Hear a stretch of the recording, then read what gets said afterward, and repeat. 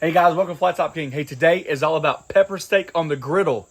This is the first dish we have introduced to you guys that I found out or I learned or I cooked from the Navy. You guys stay tuned. All right, so this recipe might be different or not necessarily what you guys would think about when you do pepper steak. But after reaching out to a couple buddies, they got me my old AFRS, I can't remember what it's called, recipe card, just a standard thing. So this is how we do it. We got some steak, we got some peppers, some brown sugar, some tomato paste, some garlic, soy sauce. We're gonna make a cornstarch slurry and black pepper. Before you come at me and say the steak choice I have is wrong, let me just quickly say that there's prime, choice, and select. Then there's canner meat. And then way at the bottom, our meat, up at the bottom, or down at the bottom, our packaging of meat said military use only. And when you got it, it was horrendous. You had to cook that stuff for days. Tough, grainy, chewy, muscular, you name it. It was worse than canner. So if we can make it taste good, I promise you we can take these chuck-eye steaks and make those good as well. All right, so this is the deal. I'm gonna season these up. We're gonna slice them. We're gonna get those going with the peppers and onions. It's gonna take me a minute back and forth to try to recreate that flavor profile. So we will have the recipe listed on our website, flattopking.com, because the measurements that I sound out to you guys might not be exact. I might tweak something at the end. We'll just have to see. It's been 20 years since you made it in the military, right? I made it one time for a cents. Yep. That was in our other house. It is very good. Yep. All right, here we go. Oh, cauliflower. Typically we serve it over rice. Today we got cauliflower rice because we're watching our carbs. As you can imagine, your first ingredient in the military is not necessarily beef. So our beef to vegetable ratio is going to be a little different. We definitely want it saucy. So I'm going to do a half a cup of soy sauce. With that, I'm going to add a tablespoon of brown sugar, tablespoon of garlic, and then the star of the show. I know you wouldn't think it, but it adds so much depth of flavor. And I really don't know if this is traditional. Matter of fact, I'm not exactly sure if we've ever even had pepper steak besides me cooking it or it being in the Navy. Have we ever ordered it? I don't even know if we've ever seen it anywhere. I'm going to add 2 tablespoons. We might not have 2 tablespoons left of tomato paste. I'm pretty close. Yeah, we'll get there when it's all said and done. Oh, it smells so good already. It's like toothpaste. You like that little squeeze bottle. I do. You always have to buy like a can of tomato paste just for like 1 tablespoon. Yep.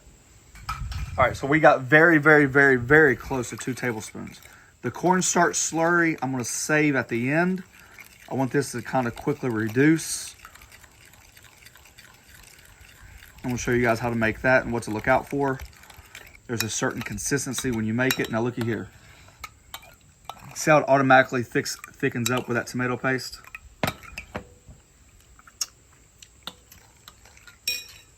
Oh, more sugar.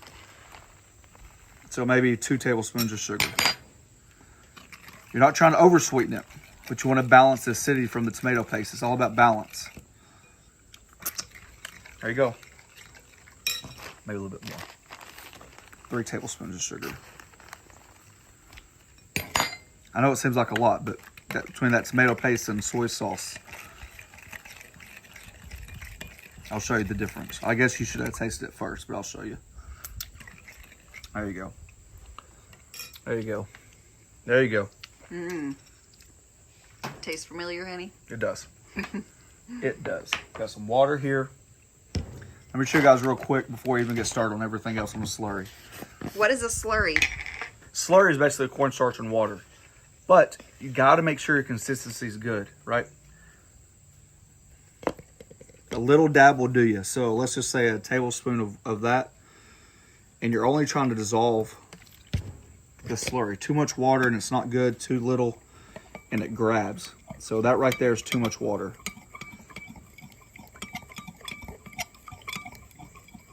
What I mean by grabbing, you can feel this when it's done the right way.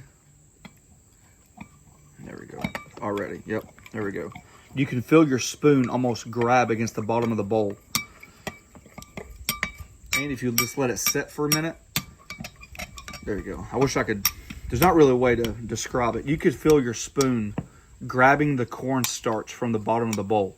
To see how we're still liquidy. See how it coats the spoon? See that? Mm-hmm. Show us again. I don't know if you can see that. See that? Yeah. All right. That's what we're looking for right there. All right, here we go. Very quick, very fast, very easy. Easy, easy, easy. That was the name of the game when you're feeding 3,000 people.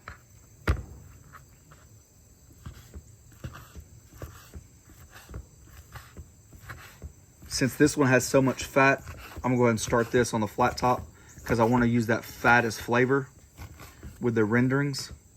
So we're just gonna take this, we're putting it all on a Blackstone today. You can tell we're smoking, which means we're hot, and allow that fat just to start developing flavor.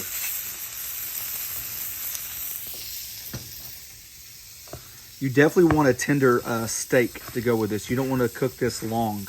So a flank steak, I think, would be well. Obviously, ribeye sirloin.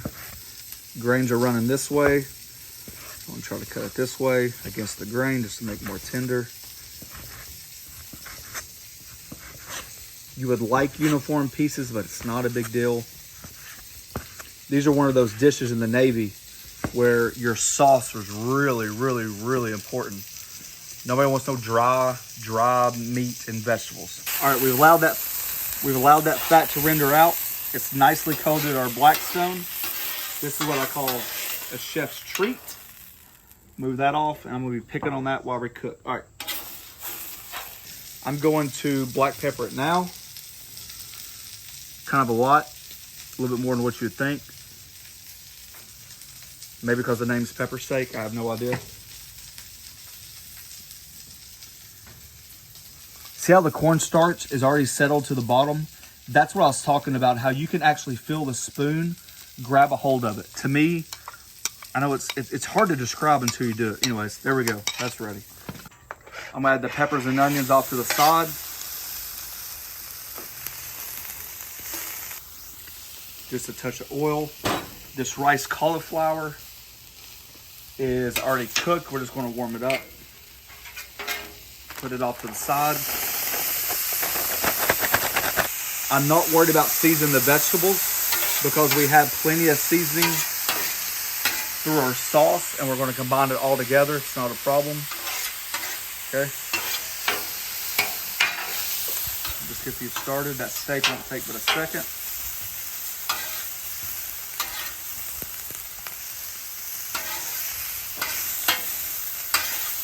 We're using that beef fat to flavor the vegetables. I was going to steal one too. Camera woman treat. That's even no seasoning. Because it's fat. It's delicious.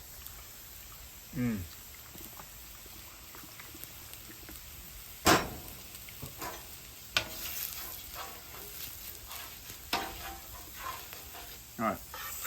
Try to have each place to have its own landing spot. Golly. Try that again. My mouth is still watering from that fat.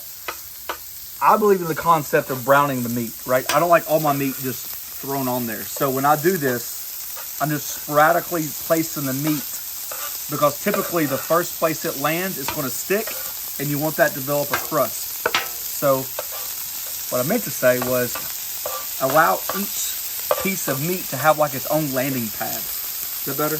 Yes. Golly. I keep thinking about those nuggets of beef over there.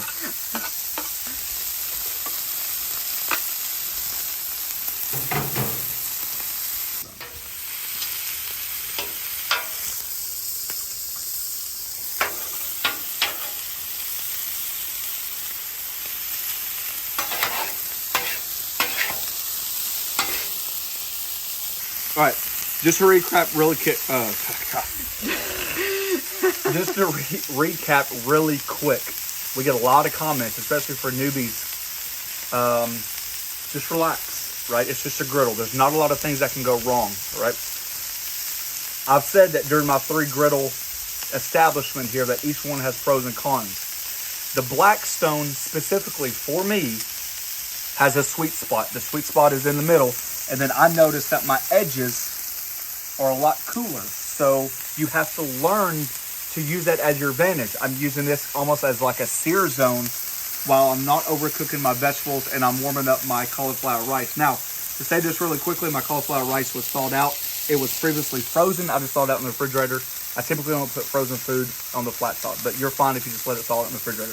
The reason why I say that for the newbies, because lately it seems like a lot of people are frustrated because their griddle doesn't look perfect after every time, or they notice hot and cold spots. And that's just something that, as griddles evolve, you know, you learn to use it as your advantage, right? So this is a perfect scenario of that. All right, see those charred pieces that are coming up? It won't take long. One of the very few times I'll keep my griddle on, because you need that heat.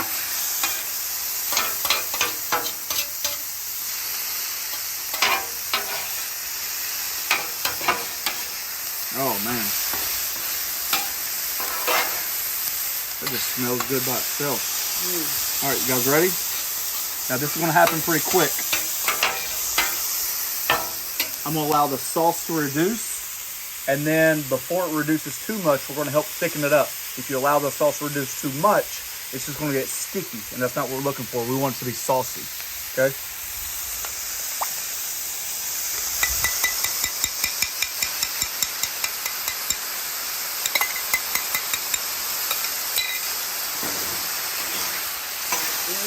Smells good.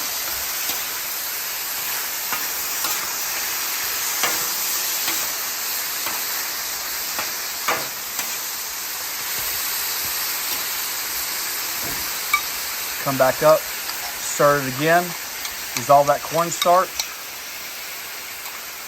I didn't know if I was going to use it all, probably won't.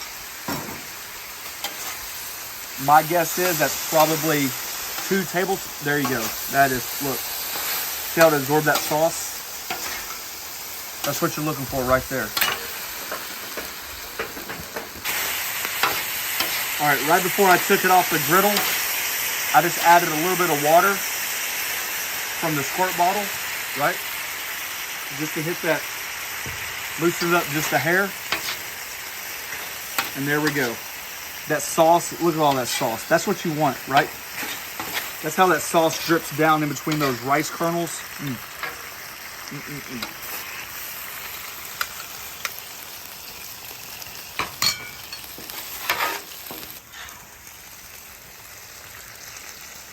Oh my gosh.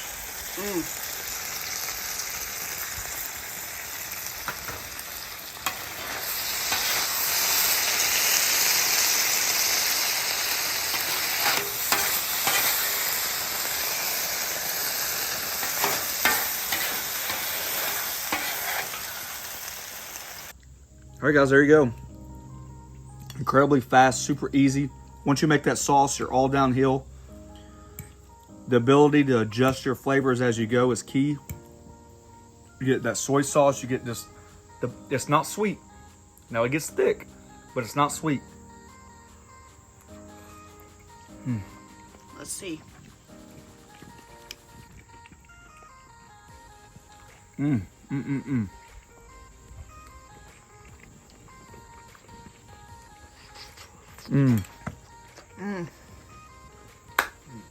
This tomato paste, you'd never guess it, would you?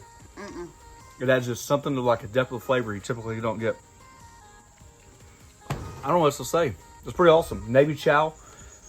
In the Navy, we didn't have a lot of, the griddle community was not like near as robust as it is now, right? We didn't really, cell phones had just started with technology evolving in them. We thought it was ridiculous for a cell phone to have a camera at the time, so.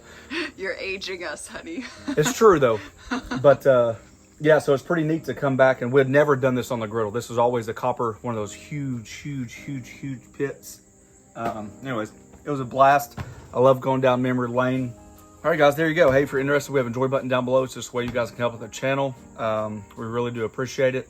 If you guys haven't already, we have something called the Griddle Group on Facebook. It's where we connect, where we go back and forth, where you guys share your inspiration and vice versa. Last but not least, thanks for watching. Don't forget to press that subscribe button, pound the notification button, share it with a friend. T-minus what, 13, 14, 13, 10, 9, 8 something days till it's football time. Peace.